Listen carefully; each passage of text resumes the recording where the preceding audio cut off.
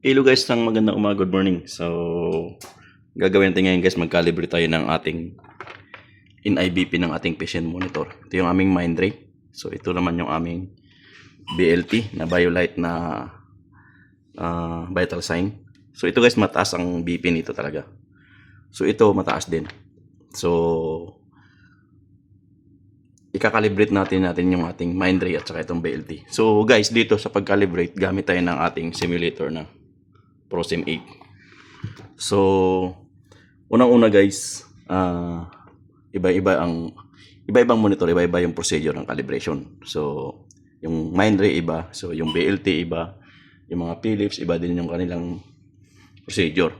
So, dito guys sa ating simulator, gagawa lang tayo ng ating T connector. So, ito yung ating T connector. So, madali lang ito i-connect guys. So, ikabit lang to dito.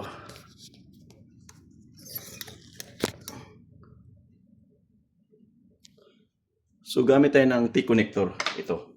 So, ito yung T-connector na ginawa ko para sa ating mga BP monitor, mga monitors na NIBP at pag-calibrate. So, simple lang to guys. Ito, meron tayong papunta ron sa ating simulator. So, dito naman, meron tayong papunta sa ating BP. So, gamit lang tayo ng matigas na bagay para i-wrap around mo yung BP cap. Ayan. So, ito kung napapansin mo, ito yung ating BP. Ayan, nakakabit yan dito sa module. So, ito yung ating connector ng BP. So, connect natin yan dito. So, i-connect natin yan dito guys. Yan. So, pag-calibrate yan, napakabilis lang. So, unang-una mong gawin, so, punta lang tayo sa ating monitor. So, punta ka sa maintenance. Usually, laging nasa maintenance ang ating pag-calibrate ng ating NIBP. Sa factory guys. So, factory. So, dito kasi sa user maintenance, pwede ka dito rin sa, hindi ka pwede mag-calibrate dito sa user. Kasi, pwede mo lang ditong gawin is mag-check lang ng leakage, pressure. So, tingnan natin yung sa user. So, ang password niyan pala is 23123. So, enter. So, dito guys, ang magagawa mo lang dito is pwede ka lang mag-accuracy test ng NIBP at saka leakage test ng ating BP. So, ito lang yung magagawa mo rito. So, pwede mong accuracy test ng NIBP natin at saka yung leakage test. So, cancel natin yan. Ano na ito? Ano napunta? Stop natin yan. So, close tayo dyan. So, punta tayo sa factory. So, dito tayo mag-calibrate ng NIBP sa factory. So, 332.888. Start. Okay. So, dito ayun, makikita mo dito sa NIBP natin. Yung sa pinakabababa. Calibrate NIBP. Ayan. So, calibrate NIBP. Cancel natin. Mali. Dito guys, calibrate NIBP. So, pag-calibrate, dito guys, sa mga monitor natin, iba-iba rin yung pressure value niya. So, ito guys, ang maximum value lang nito is, sa Mindray is 160 lang ang maximum. So, dito naman sa BLT, iba naman yung pressure value. Mamaya, papakita ko rin sa inyo. So, una guys, kakalibrate tayo sa 150. So, 150 natin siya kakalibrate. So, naka-adult pedia tayo. So, ang gagawin natin is yung punta tayo sa ating simulator. So, pinitin muna itong ating NIBP. So, NIBP, test. Yan, test tayo. So, punta ka rito sa pressure source. So, enter mo lang yan. So, pressure source. So, nandito tayo sa 100. So, itataas natin na ng 150. So, 150 tayo dito. 150 dapat din tayo dito sa ating simulator. So, naka 150 na tayo. So, ngayon guys, naka 150 na tayo. So, start tayo dito sa ating simulator. Ayan. So, ang papansinin mo guys dito. Ito, sa ating monitor. Bumalik tayo sa sa napindot ko yung touch natin yung ating ano, maintenance factory 332 888, enter, calibrate. So makikita naman natin guys, so nakikita mo naman yan, continuous pa rin siya nagka-calibrate. So 150 guys, pag nag 150 tayo dito, ayan, pag na saka tayo mag-i-start dito ng calibrate. So 151, so 151, dapat dito tayo ang ating reference. So antayin natin mag 150. So 151 pa rin siya dito, 150. So antayin natin mag 150.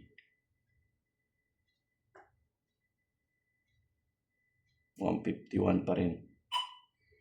So 150. Ayan guys, 150. 151. So antayin natin mag-hold siya ng 150.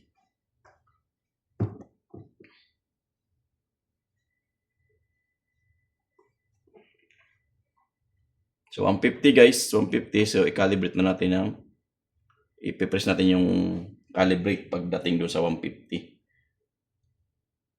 Ay, abangan lang natin yan. Ayan, calibrate. So yan guys. Ang sabi niya, calibration completed. So calibration completed na siya guys. So ganun lang kasimple ang ating Mindray pag-calibrate.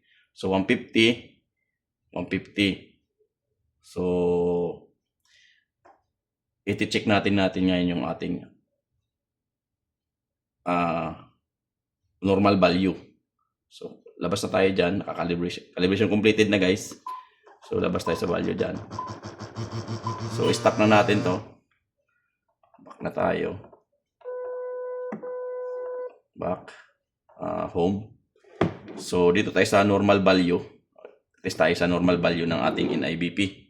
120 by 80. So iti-test natin ngayon yung ating NIBP kung pasok ba. After nung calibration kasi natin guys, kailangan natin i-verify natin yung ating kinakalibrate. Kung pasok ba yung ating, nakita mo 150.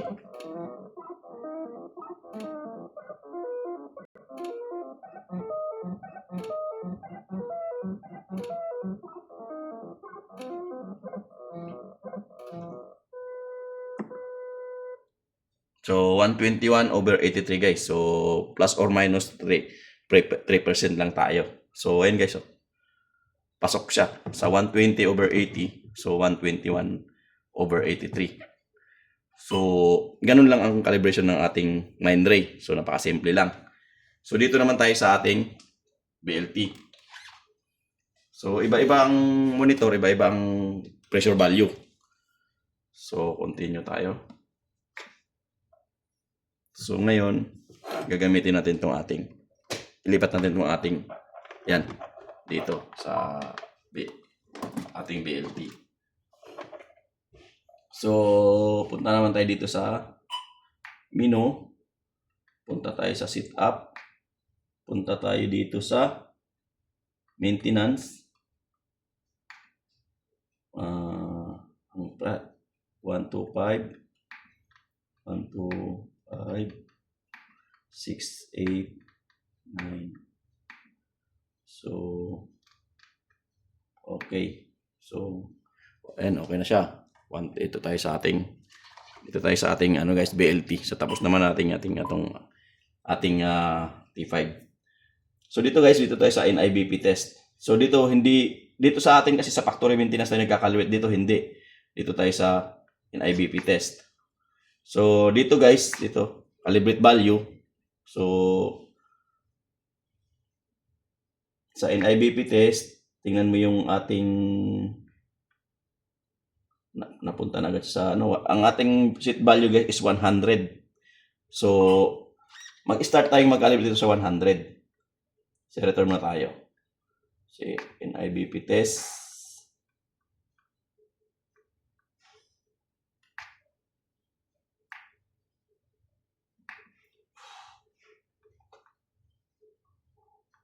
Return.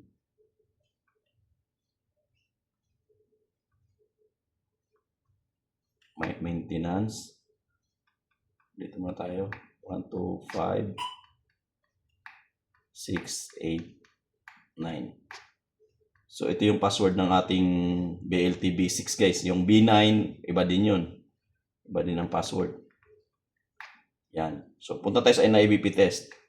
So, ngayon, punta tayo dito sa naka-default siya sa adult. Naka-adult na tayo. So, nandito sa calibration, pumunta na agad sa calibration, default calibration eh. So, dito guys, ang gagawin natin, hindi tayo makapunta doon sa calibration, hindi tayo makapag-adjust ng pressure. So, maintenance, kasi naka-ano siya eh, naka-default ng calibration. Dapat yan, hindi mababago dapat natin to. Huwag muna natin, kasi ano to, may problema tayo sa na-default natin eh. So, ulit-ulit. Ayan. Huwag natin ulit. Ayan. Continue lang yan. So, punta tayo sa menu. System setup. Maintenance. Punta tayo dito sa password. 1, 2, 5, 6, 8, 9. Okay. So, ayan. Punta tayo sa NIBP test. So, tayo niya mag-calibration default. Calibration. 100. So, tingnan mo to guys. Ang ating value, ang ating NIBP test. Calibration. Dito. Guys, so hanggang ang value niya dito is umaabot siya ng iba yung pressure dito guys eh. Sa ating Mindray 60 lang, 160 lang. Ito umaabot ng 250. Ayan. Ayan, 250 to guys. So ayan, ang maximum niya is 250. So ang start natin nga ng calibration guys, dito tayo mag-start sa 100 kasi ito yung default value niya. Yung default value ng BLT is 100. So, dito tayo mag-start ng calibration. Ayan, 100.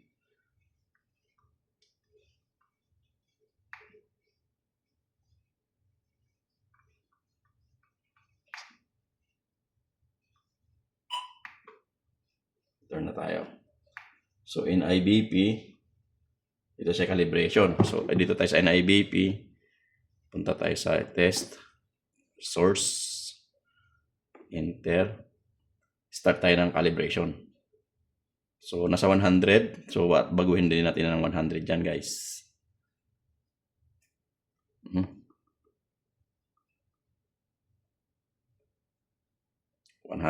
So, ayun, 100 tayo. So, start.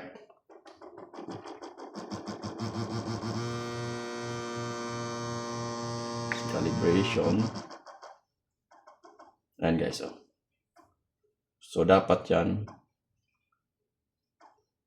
abot ng 100. 101. Ang over pressure is 100 yan. 100. Nare-reach na yung 100.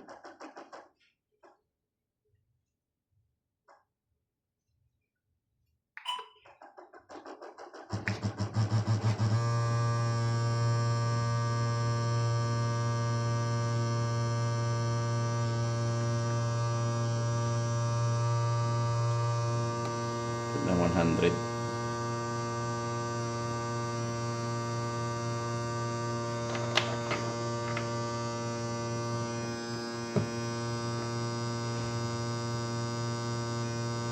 Dapat yan nare-reach niya 100. Yan. So 100. Stop lang natin. So dito is iba-iba yung procedure ng ating calibration. So gawin naman natin to ng 150.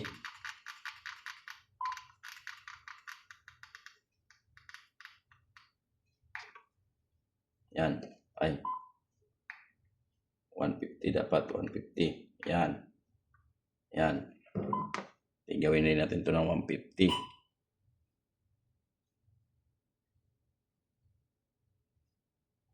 Mhm. 300 plus na.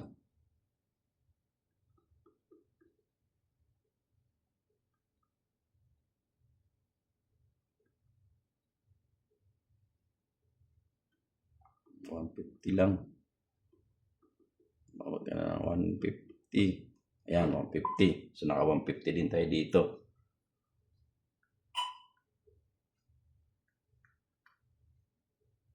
So, start.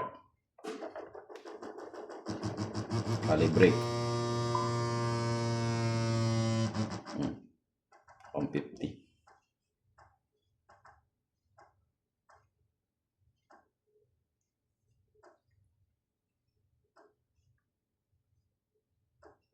150.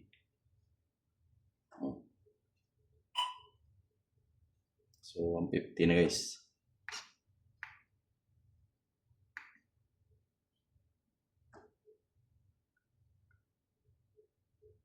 So, stop na natin. Yan.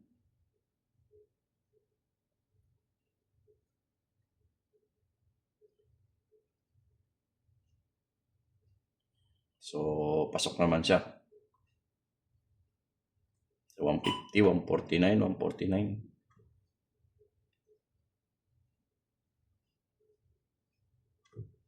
So, ibibend na natin. Return na tayo dito. So, balik tayo doon. Gawin naman natin 200 guys. Para ano talaga ang calibration nito.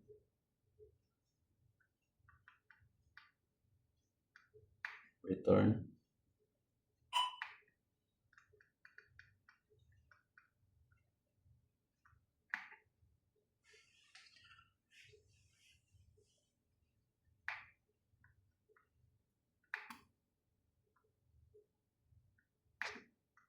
Gawin natin 200.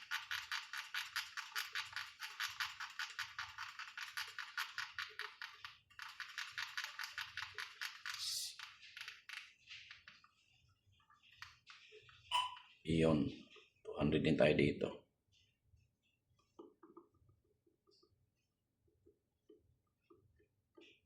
Okay. So, 200 na yan.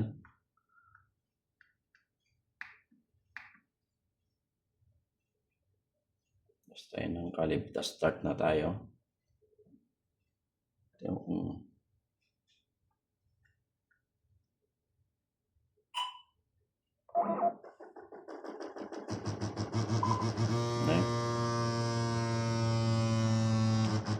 200. Ayan, mabot siya ng 200.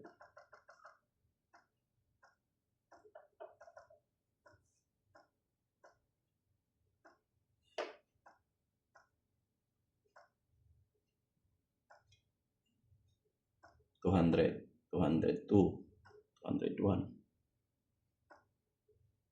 201. So, na-reach na natin yung target na 200 eh. So,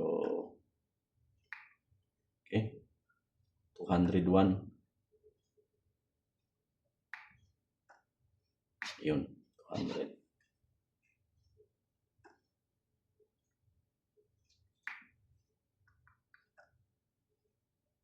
So, pag nato na 200, stop na natin guys.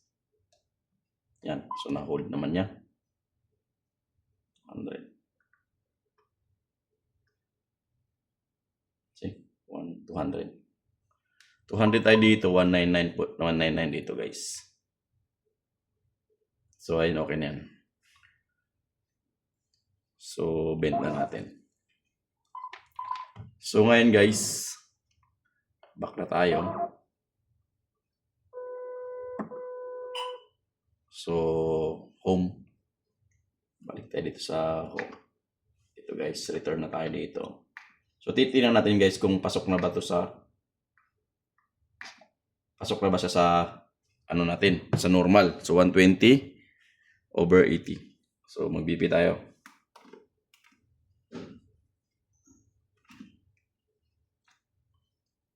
Okay, pamata mag-BP.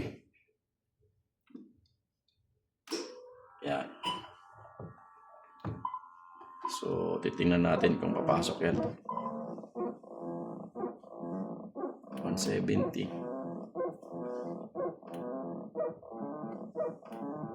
So tingnan natin yan kung 120 over 80 kung pasok ba talaga to. Kasi ito napakataas ang BP nito guys, yung BLT. Dapat yan plus or minus 3% lang guys. Yan ang ating tolerance.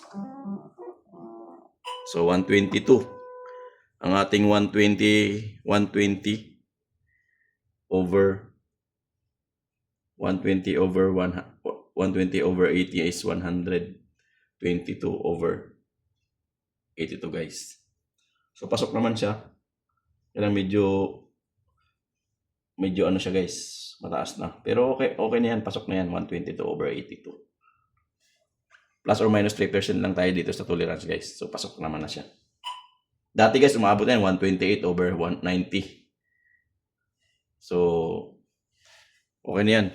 Pasok na. Ganun lang mag-calibrate nitong ating BLT at saka yung ating Mindray. So mas tricky lang tong BLT, mas okay pa tong ano guys, ating Mindray, mabilis lang. Completed, may lumalabas ito. Ito, wala. So at least pumasok naman na siya.